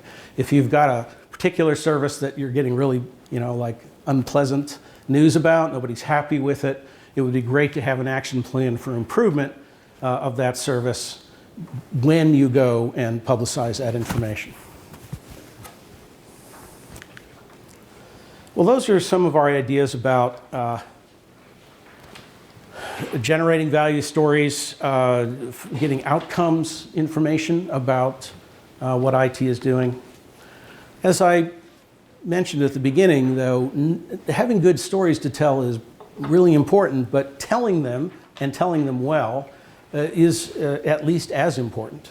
If you have good things that could be said about IT, but you're not saying them, or you're not saying them effectively, you're not going to succeed with communicating that sense of IT value. And so there's a lot of danger in being bad at communicating with your IT audience. I think the most important thing, to reiterate something that we heard at the beginning, is that bad news or bad experiences will tend to predominate in people's perceptions of IT unless they are also hearing some good things about what IT is doing, and hearing it in ways that are meaningful to them. So if the negative associations about IT are on everybody's mind, and the successes of IT are kind of taken for granted and are never spotlighted, you can definitely wind up with the notion that IT is a kind of source of problems rather than a source of solutions. Now, when we started talking to CIOs about this particular issue, what we heard almost universally was that they acknowledged that IT organizations are not inherently built for good communications with their stakeholders. You know, it's like the things we focus on, and the sort of work we do, and let's face it, the people that are attracted to work in IT are often not communicators, and they're just too busy as well. So what I heard again and again from CIOs was they wish they had professional communication staff in the IT organization. Now, I know you guys have a communications team here. Is there anybody from the communications team here today? I heard that they're having a retreat today, so bad timing on my part. I was supposed to be here a few weeks ago and I got the flu, so my apologies if you had to rearrange your schedules around that. I had one CIO after another say, if I had one more FTE, that's what I'd hire.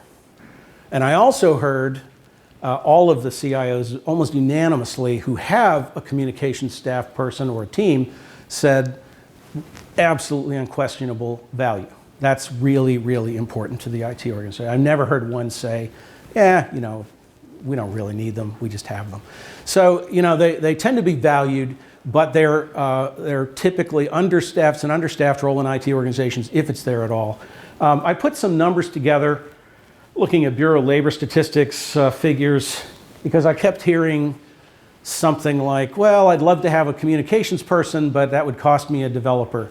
Well, according to the Bureau of Labor Statistics, it would cost 82% of a developer if you deal with median salaries and median positions. So it's probably a pretty valuable thing, but one of the things we heard is just a lot of institutions don't have it, and those that do, even they are interested in ways to get the most impact out of the communications role. So we went looking for lightweight, easy to do ways to communicate important information, value stories, and activities of IT to the larger community. And I've got a couple of them I'm going to run through here.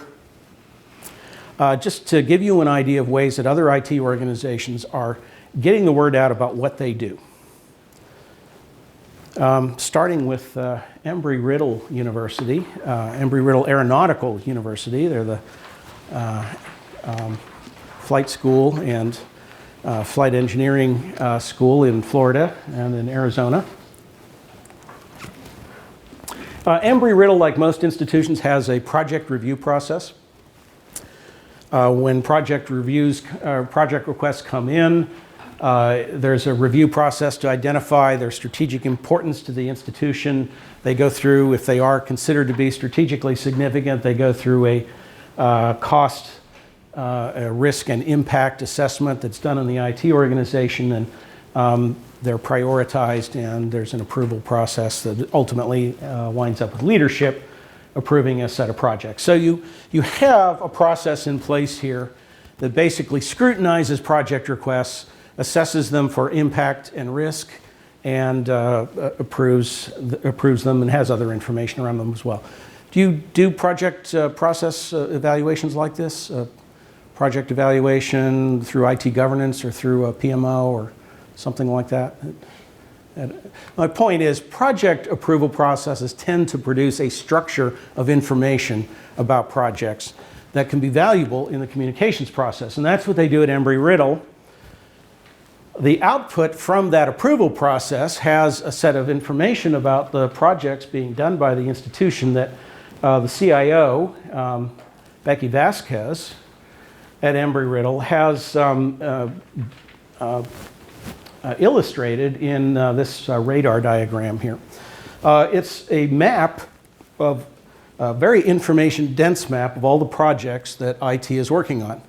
The way to read this is the sort of donut hole in the middle here. Distance from that is time, so this is sort of near term towards longer term. The circle is divided into pie slices, each of which represents a different strategic area of concern to the institution. And the projects are labeled, and next to them is a dot that summarizes the impact score, sort of importance to the institution, and the IT risk. How risky is it that the project may fail or may run into trouble? So there's just a lot going on here in a very dense package. I'm going to zero in on this a little bit so you can see one quadrant of the radar diagram. Now, what Becky does with this, besides just having it as a handy reference, she takes this to meetings with users because if every project you're working on and some additional information about those projects is available at one glance, her view is that almost everybody she interacts with can see something on there that's relevant to them. It's a way of saying, here's what IT is doing. If you think IT is not doing anything for you, guess again. You know, we've got projects going on in these different areas, and if you're interested in them, I'll be glad to give you more information. So if you're, and you know, there's a timeline and other pieces of information that help to communicate what IT is doing. So this is just a way of, in a single graphic, talking about information that could be, you know, applicable to just about everybody on campus. So hold the picture of that in your mind because I'm going to come back to it in another moment. So this idea of creating stuff that is very easily consumed, is very information dense, and allows people to kind of see their interests represented in it, is also captured in a different kind of format that we ran across. We found a lot of institutions producing infographics or very short documents, brochure-like documents, that contain what I came to think of as volume metrics. And that is, these are measures of things that demonstrate what IT is doing, the quantity of what IT is doing. And I've just got little samples here that I've cut out from different institutions here, but you can see, you know, this is from Embry-Riddle. This is the summary of the project information. We have 87 projects in the fiscal year. We support a large number of logins through two-factor. It's just very dense collection of information at University of Iowa. They talk about how many servers they support and how much capacity there is in the data center. These are basically ways of showing that IT is active and reaches a lot of different constituents. These are designed to be dense enough that although some of these measures are completely irrelevant to some of your customers, others will be things that are of interest to them. And in fact, I want to zero in on the Embry-Riddle one. This is an infographic that they do at Embry-Riddle that basically is a snapshot of IT activity across the preceding 12 months. Well, they actually update this twice a year. So it's reaching back 12 months, but it's updated every 6 months. And you can see here, they just have some of it's just scale information about how big IT is, how large the staff is, the budget, how much training they conduct. There's some stuff in here about cybersecurity, how many applications they support, and so on. They have a template for this. They update the numbers every 6 months. It's a very easy process to keep these things refreshed because they keep all of this stuff under observation all the time. You know, the point of this is just their process for doing it. Point being, it's a pretty easy thing to do. But what Becky Vasquez told us is these two documents between them, the radar diagram, which shows project activity, and the infographic, which shows the scale of IT operations, between them tell a pretty complete story about IT. And she can take these two sheets, which are easily looked at, they don't require reading ahead or anything. She can take these things to meetings where she can generate a discussion by proactively pointing out, you know, here's stuff on here that's applying to you. So it's a way to have something that gets people's attention and can start a conversation with very minimal investment in time and effort. It's mostly information that's being captured anyway. Let me back up to that. Oops. To this one. So, do you guys do anything like this? Does Do It have any sort of quick IT at a glance? We do stupendous amounts of things, you know. We filtered out 70 million bogus emails last year. We're in process right now. Possibly because Lois saw this a few months ago. But, you know, I was surprised, honestly. Remember, I made the point that operations numbers aren't that meaningful to users. And I certainly believe that's true.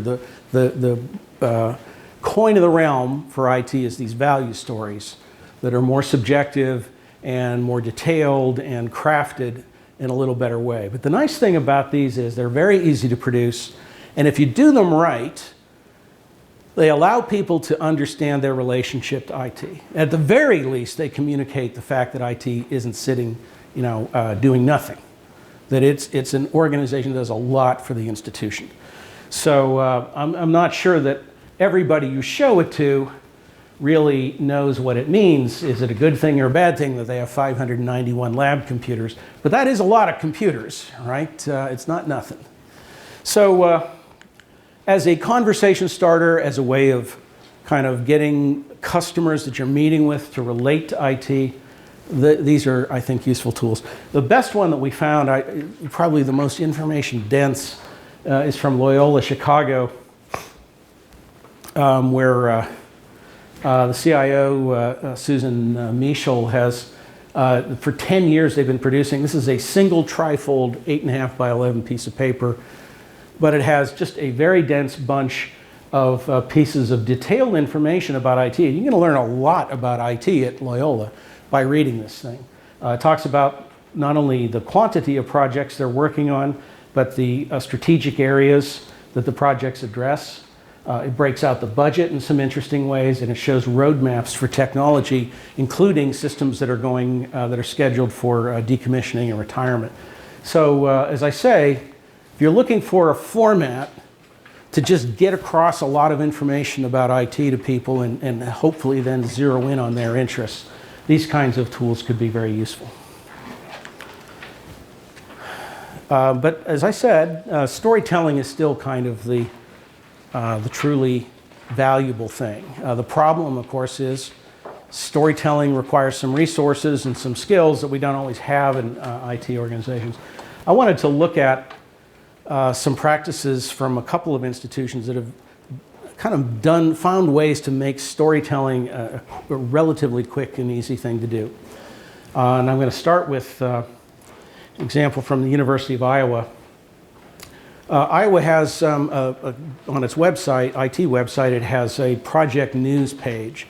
And they do this really well.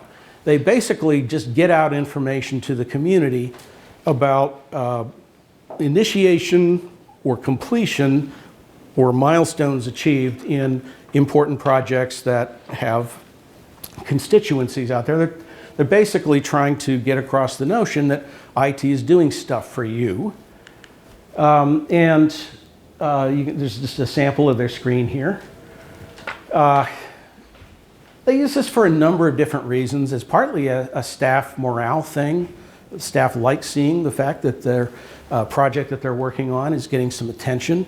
They also use it to project a customer voice. They try to get a quote in about any customers that are involved in collaborative efforts with IT in projects. But the big thing is that these are very short, 150-word stories, but they're pretty easy to produce. And the reason they're easy to produce is kind of similar to what I was saying about Embry-Riddle. The project management process generates a lot of the sort of information that you need to tell a story. When you submit a project request and it goes through review, it generates a set of information that kind of looks like the classic journalistic story. Who's involved? What does this thing do? Why are we doing it? And when is it all going to be conducted and completed? So you have the framework of a story within every project. So why not write it up and get that information out to your constituents? And that's what they do at Iowa. I will acknowledge one particular thing, though. At Iowa, they had thought originally that they have the project managers write these stories, because they're the people that get this information right and oversee it and make sure that it's documented. But it didn't work. The project managers either didn't want to do the work at all, or they didn't write very good stories, to be honest. So they do have a communications staff at Iowa, but they consider this as like 1 hour of work for a comms person because the information is there. So it's a fairly standardized sort of story about project initiation or completion, or having accomplished some important point towards completion. And it's a fairly easy thing to communicate out to the rest of the audience, of the customers of the institution. So those are, as I said, very short stories. Some of them are only 100 words, 150 maybe. But there's a steady flow of these things going out that gives the community information about what IT is doing. West Virginia University, they also did some similar work. One of the things they noticed was they were sending out press releases, often about project information, with emails, but they often would accompany those stories with a link to an infographic. And one of the things they found was people were opening up the story, barely looking at it, clicking on the infographic, and lingering over that. So people were spending much more time looking at the supplementary infographic than they were looking at the story itself. And so they began actually shifting their balance of work away from written textual stories towards infographic presentations and other very consumable and visual ways of communicating IT information.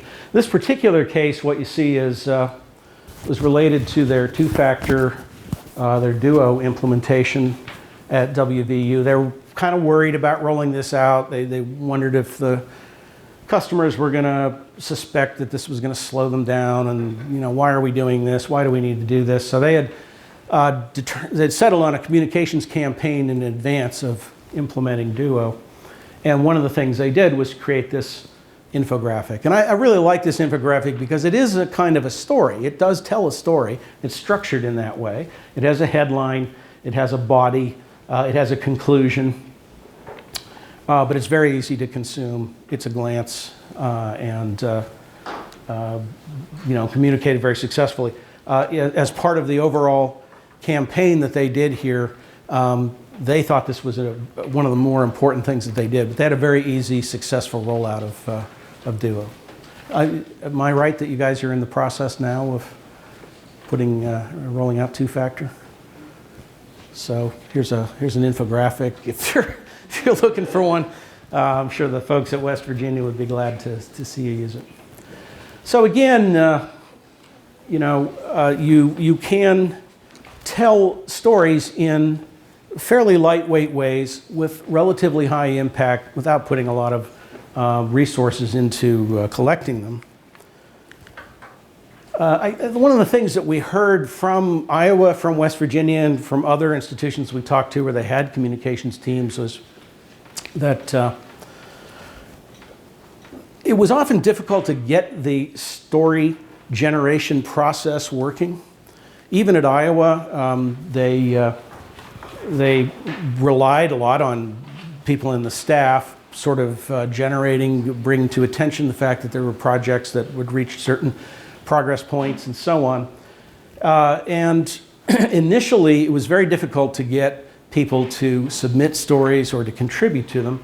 And it mostly fell on the communications team working with leadership to get those stories in action. But what they found over time was if they publicized this information about IT accomplishments, the IT staff liked seeing their name in lights, so to speak. They liked seeing their efforts being spotlighted, and began, especially when some of these started showing up in performance evaluations as an acknowledgement of the work they had been doing. And that began a sort of virtuous cycle in which the rank and file staff began to contribute more of these stories. And at Iowa and at a couple other institutions we've talked to, they actually have said that now they have no trouble sourcing stories.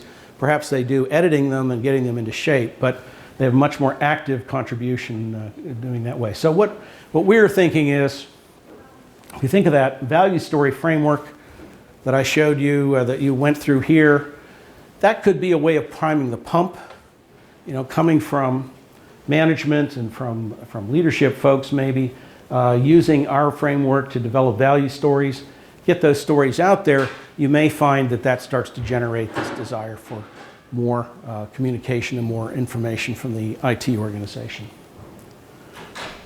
And I'm going to conclude with that observation there.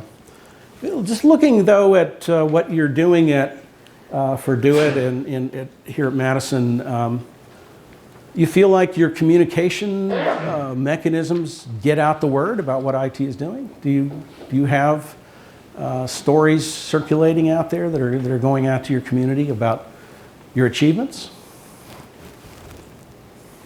I think we could probably do a better job. Yeah? Could do a better job, but you are active in this stuff. Any thoughts here about anything that you've seen that you might want to try? I guess you've got the two-factor thing that you could borrow. Thoughts about where you might take some of this, your communications work here?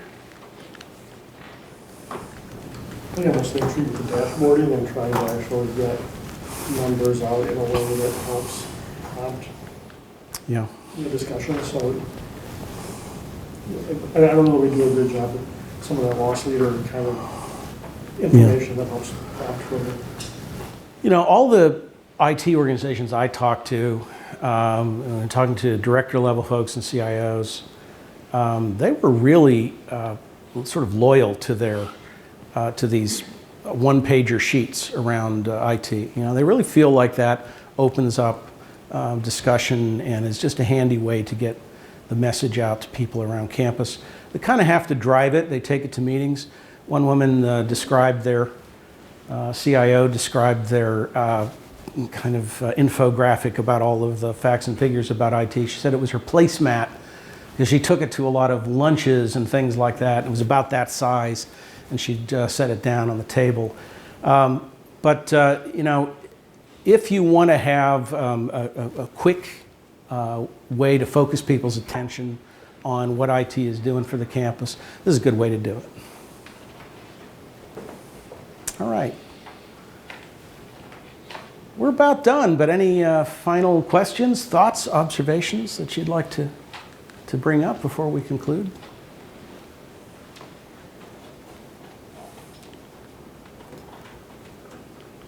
Value stories.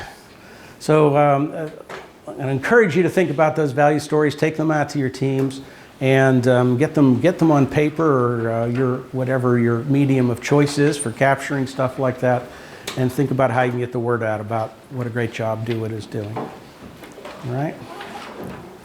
All right, everyone, thank you.